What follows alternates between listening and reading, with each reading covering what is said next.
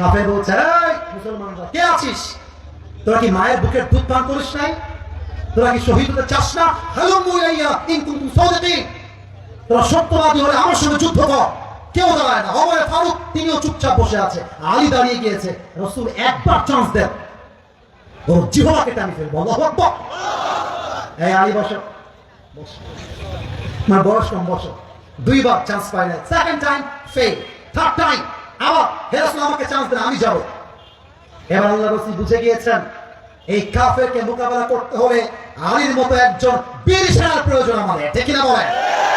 এটা আমার হাতে কি পানির বোতল, কিন্তু জাস্ট ফর ফিউ সেকেন্ডস, অল্প সময়ের জন্য ভাববেন এটা কোনো পানির বোতল নয়, এটা হচ্ছে জুলফিকার তরবারি। এটার নাম কি? তরবারি। তরবারি হচ্ছে অস্ত্র, এটার নাম হচ্ছে আল্লাহ রাসূল দিয়েছেন জুলফিকার।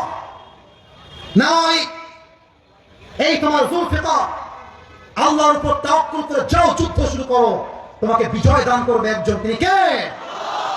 এবার আমাকে না দেখলে আপনার ওয়াজের সারাংশ এটাই। আমার শেষ হাদিস তো, শেষ ভালো যাক, কথা বলেন, শেষ ভালো যাক। দেখেন আমর বিন মারহাব হচ্ছে ইয়া লম্বা, যেমনটা আমি আপনাদের সামনে লম্বা স্টেজের জন্য। যদি এখানে কেউ আসে তাহলে আমার মাথা এরকম উপরে, সে থাকবে আমার এই নিচে, রাইট রাইট। এবার আলী আসছে, বয়স কম, হাইটেও ছোট। বলছে বাবু তুমি কে গো? আমর বিন মারহাব বলছে বাবু তুমি কে? আলী রাদিয়াল্লাহু তাআলা আনহু ইগো হার্ট হয়ে গেছে। আরে বেটা কয় কি রে? আলী রাদিয়াল্লাহু তাআলা আনহু ডাক দিয়ে বলছে আনাল্লাযী সাম্মাতনি উম্মি হায়দারা, আমি হলাম সেই যুবক যে যুবককে তার মা দিয়েছে নাম হায়দারা, মানে হচ্ছে এমন এক সিংহ যে শিকার না করা পর্যন্ত তার শিকারকে সে ছাড়তে চায় না। আল্লাহু আকবার। বলছে তোমার আসল নাম কি? বলছে আমার আসল নাম হচ্ছে আলী। বলছে ও আচ্ছা আচ্ছা আলী, তুমি কি আলী বিন আব্দুল মুত্তালিব? তুমি কি আব্দুল মুত্তালিবের ছেলে? বলছে না না, আমি হলাম আলী বিন আবি তালিব। বলছে ও হো ভাতিজা, তোমার বাপ তোমার ভাই লাগে, তুমি আমার ভাতিজা। বাবু যাও, এটা তোমার জায়গা নয়, বাবু যাও। এবার আলী বলছে, আলী রাদিয়াল্লাহু তাআলা আনহু বলছে বেটা তুই কারে বাবু বলিস? তুই কারে কি বলিস? একবার যুদ্ধ করেই দেখ না, তোর মাথার কল্লা তোর ঘাট থেকে আমি নামাই ফেলবো। আল্লাহু আকবার। এই কথা শুনেই আমর বিন মারহাবের মাথা গেছে গরম হয়ে। বলছে আয় দেখি তোর কত সাহস। এবার আলী রাদিয়াল্লাহু তাআলা আনহু মারাত্মক একটা উত্তর দিয়েছে রাজবাড়ির ভাইরা। তিনি বললেন মুসলমান কখনো কাউকে আগ বাড়িয়ে আঘাত করতে চায় না, বরং মুসলমানকে যখন আক্রমণ করা হয় মুসলমান ডিফেন্স করতে প্রস্তুত হয়ে যায়। পাশের দেশ ভারত, ভারতকে নিয়ে একটা কথা বলতে চাই। ভারত ততক্ষণ পর্যন্ত আমাদের বন্ধু যতক্ষণ পর্যন্ত তারা আমাদের মাননীয় আগের যিনি ছিলেন আপা, তাকে ফিরিয়ে না দেওয়া পর্যন্ত ভারত আমাদের বন্ধু হতে পারে না। আমরা বলো ভারতকে আমরা সংখ্যায় কম হতে পারি, বাট ওয়াল্লাহি একজন ইমানদার যুবক হাজার বেঈমান মুশরিকের সমান যুবক ভারত। আমাদের সঙ্গে বাড়াবাড়ি করতে আসবেন না। একটা বাটপার আছে দেখবেন ওই ভারতের সাংবাদিক, বাংলাদেশ আর থাকবি না, মনে আছে? আছে আছে, থাকবি না থাকবি না। আমি বলবো বাংলাদেশ থাকবে, তোর 14 গোষ্ঠীর কেউ থাকবে না। এদেশ শাহজালালের দেশ, এই দেশ আল্লামা সাঈদীর বাংলাদেশ। এই দেশের মানুষ ইসলামকে ভালোবাসে, কোরআনকে ভালোবাসে। এই দেশের এক ইমানদার বেঁচে থাকা অবস্থায় এই দেশে ইসলামকে মাইনাস করে রাষ্ট্র কায়েম হবে, এটা কষ্টের কারণে সম্ভব হতে পারে না। আলী বলছে আমি আকবরায় মারতে যাব, তুই আমাকে মার, তোকে আমি ডিফেন্স অ্যাটাক দিব, and then I will attack on you. তার আগে নয়। ঠিক আছে, প্রস্তুত হও, আপনাকে অ্যাটাক করব।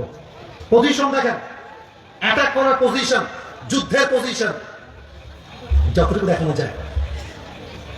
কাফের আমর বিন মারহাব দুই পাকে সোজা করেছে, তরবারি দুই হাত দিয়ে ধরেছে, তরবারিটা এমন করে ধরে পেছনে নিয়েছে।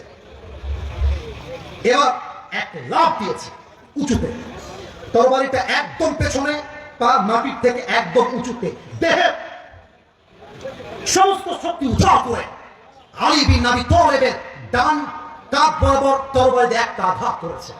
আলী বিন আবি তালেব তাওয়াক্কুল করে পড়েছে হাসবুনাল্লাহু ওয়া নি'মাল ওয়াকিল, আল্লাহ আমার জন্য এনাফ। এই ঢাল ধরে আছে, ঢালটা ভেঙে আঘাত খেয়ে টুকরো হয়ে গিয়েছে, আলীর গায়ে একটা আঘাত পর্যন্ত লাগে না। এবার আলী বলছে বেটা এবার তোর পালা রেডি হ। খেলা হবে, বলেন বলেন বলেন বলেন। খেলা হলে বেঈমানদের জিত হবে না, ইমানদারদের জিত হবে। আলী বিন আবি তালেব বলছে রেডি হ। কারে বাবু বলিস তুই? হ্যাঁ, কারে বাবু বলিস তুই?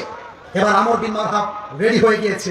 অবাক করা তথ্য দিয়ে দে, আমর বিন মারহাবের মাথার টুপিটাও লোহা, বর্ম যে পোশাক এটাও লোহা, ডিফেন্স করবে এটাও লোহা। আলী বিন আবি তালেব এক কদম পিছু নিয়েছেন, তরবারটা এমন করে ধরে দুই পা উঁচু করে দেহের সমস্ত শক্তিকে উৎসাহ করে এক লাফ দিয়ে নারায়ে তাকবীর আল্লাহু আকবার বলে একটা কোপ দিয়েছে। আমর বিন মারহাবের ঢাল ভেঙে চূর্ণ বিচূর্ণ হয়ে দুই দেহটা দুই ভাগ হয়ে আলাদা হয়ে ছিটকে পড়ে গিয়েছে। তাওয়াক্কুল থাকলে কি না হয়ে যায়, তাওয়াক্কুল থাকলে পাহাড়কেও ভেঙে গুড়িয়ে দেওয়া যায়। আরে আল্লাহর উপর ভরসা থাকলে হাজার লক্ষ কাফের 1000 মুসলমান যুদ্ধ করে দেশকে স্বাধীন করতে পারে, ঠিক কিনা বলেন? অতএব শেষ কথা, আখেরি কথা, আপনাদের শেষটা চমৎকার হয়েছে। আমি সবাইকে আবদার রাখবো, যেহেতু সুনাম ধরেই রেখেছেন, আমি যতক্ষণ পর্যন্ত দোয়া শেষ না করছি, never ever don't go anywhere from this place. এখান থেকে কেউ যাবেন না। শেষ কথা, সর্বশেষ বাক্য, দুই হাত তুলে। কিছু না, আমি প্রশ্ন দেখছি, আগে আগে আমার সঙ্গে ওয়াদা করতে হবে। বলেন একটু ওয়াদা, সবাই দুই হাত দেখি তো, তুলছেন কিনা সবাই? হ্যাঁ তুলছেন, মাশাআল্লাহ। একটু কাশি দেন, দুই হাত উপরে থাকবে। প্রিয় ভাই, এমন ভাবে রাখবেন যেন আপনার হাত ব্যথা না হয়। একটু 1 মিনিট রাখতে হবে ওয়াদার জন্য, আর কিছু আমি বিরক্ত করতে চাই না। বলেন সবাই একবার আকাশের দিকে তাকিয়ে, সামিয়ানা নাই, আকাশের দিকে, আমার দিকে না, আকাশের দিকে। বলেন সবাই আল্লাহ। আওয়াজটা একটু কম আসছে, গলা হয়তো বসে গেছে আপনাদের তাকবীর দেওয়ার জন্য। আর একবার কাশি দেন, তাকবীর দেন, লিল্লাহি তাকবীর। হাত কেন হবে না? বলেন সবাই আল্লাহ। তোমার শাহী দরবারে দিল থেকে তওবা করলাম, ও আল্লাহ, আজ থেকে এক ওয়াক্ত নামাজ কখনোই ছাড়বো না। এই ছাড়বো না বলতে গিয়ে দুই হাত একটু নাড়াইতে হবে, সরি ফর দ্যাট, বাট করেন, ছাড়বো না। আরেকবার বামে আওয়াজ খুব কম, ছাড়বো না। বলেন সবাই ইনশাআল্লাহ। আরেকবার, আরেকটা কথা আমার সাথে হাত উপরে রাখবেন, বলেন সবাই হুজুর। আরেকটু জোরে, হুজুর।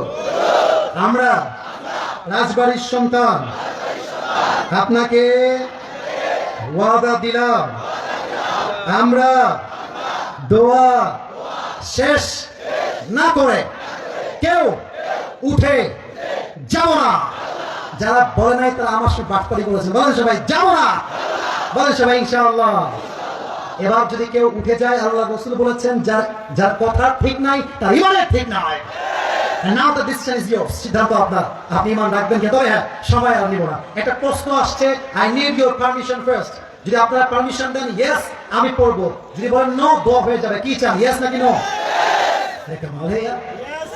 আবার ইয়েস নাকি নো?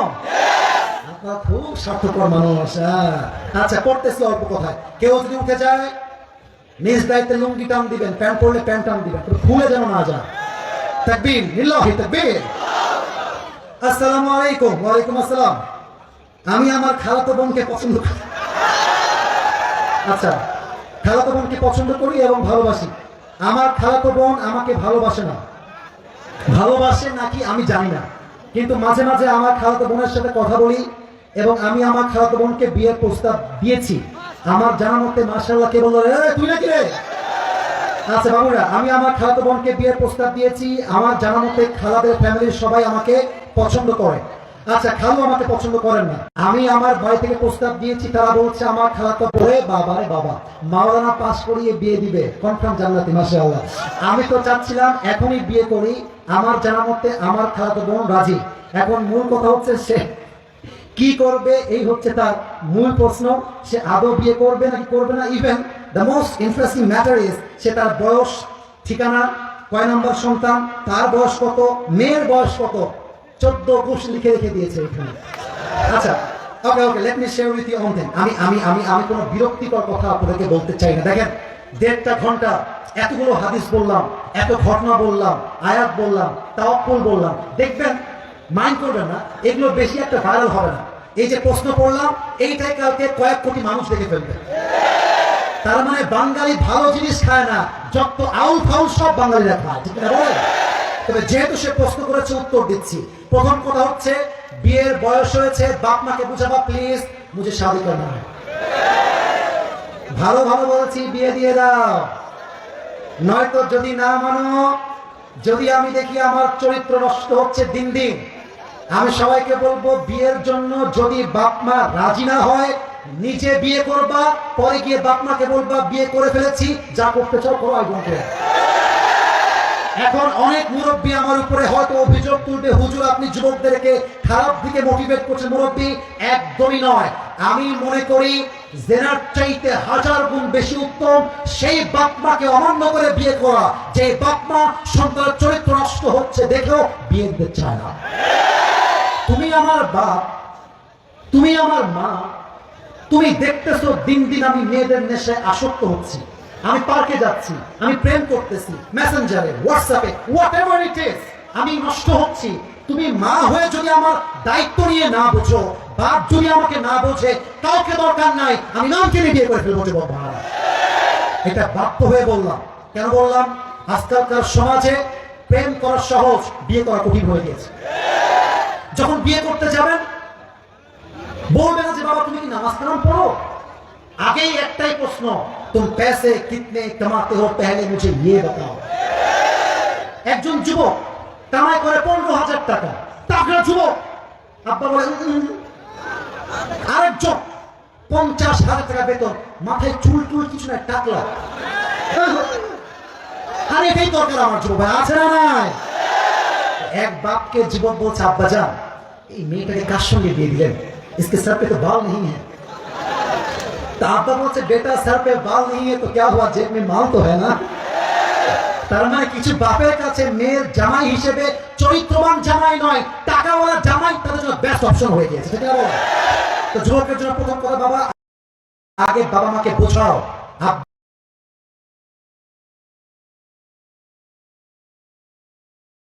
রয়েছে আসল বরকত। আর একটা কথা বলে ফেলি, আমার বোনেরা মাইন্ড করবেন না, এই যুবকরা সবাই সাক্ষী আমার। আমি যুবকদের পক্ষে যেমন কথা বলি, আমি মেয়েদের পক্ষেও তেমন কথা বলি। আমি ভুল বললাম না? যে বলো বলো বলো বলো। আজকে যেই মেয়েকে দেখে মনে হচ্ছে রাজরানী, কালকে বিয়ে করে বুঝবা ইয়ে তো রাজরানী নেই, ইয়ে তো কাল নাগিনী হ্যাঁ।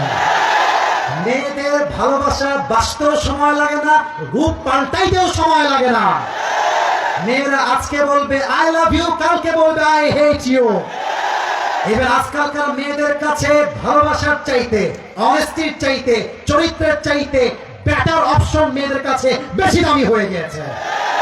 আজকে বলবে তোমাকে ছাড়া বাঁচবো না, কালকে আরেকজনকে দেখে wow this person is the better person than the first one. আরে এ তো আরো দেখতে সুন্দর, আরে এর তো টাকা আরো বেশি। প্রথম জনকে বলবে জান আমার না বাড়িতে কেউ মানছে না গো। এটার নাম হচ্ছে উপরে সদর খা, উপরে ফিটফাট, ভেতরে সদর খা।